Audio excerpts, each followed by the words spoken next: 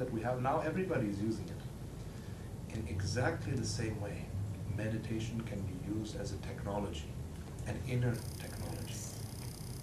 If we can employ this, then you don't need a preacher to tell you what's good, what's bad, what's right, what's wrong.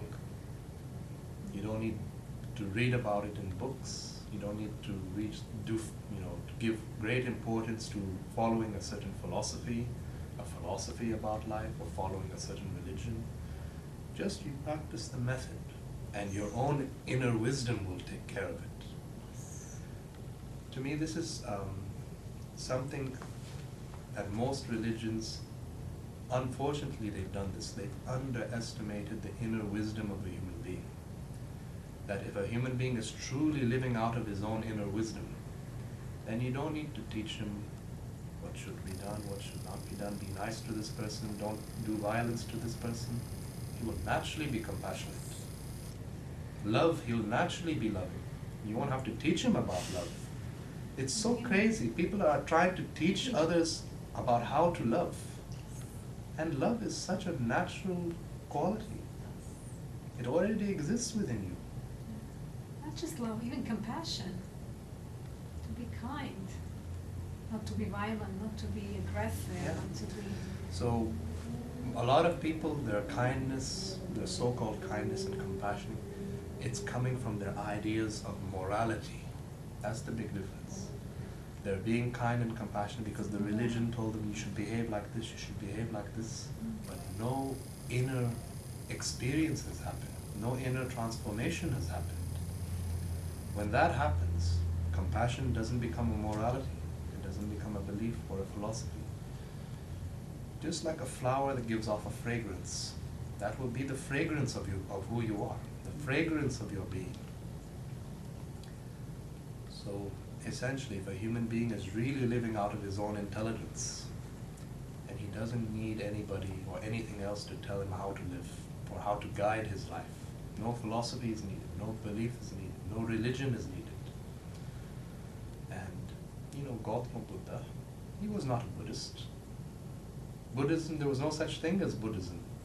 He knew nothing about Buddhism. Jesus Christ, he was not a Christian. How could he be a Christian? No Christianity existed at the time. He was a Jew, he was not a Christian.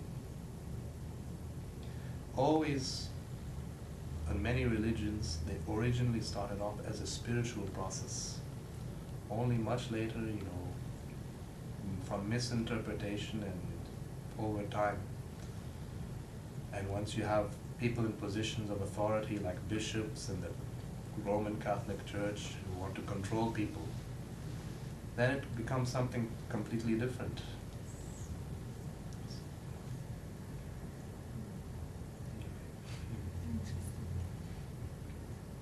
Yeah.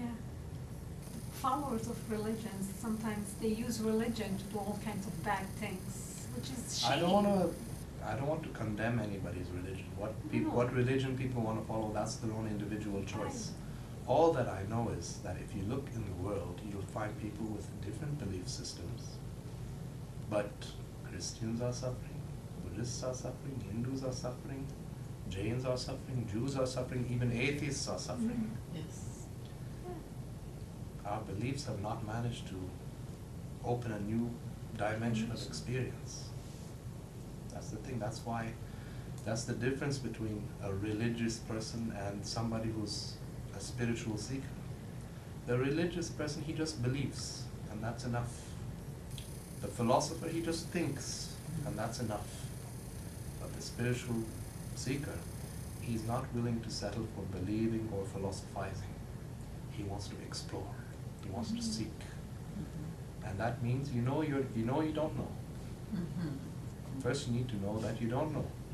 Otherwise, why will you bother to look for the truth?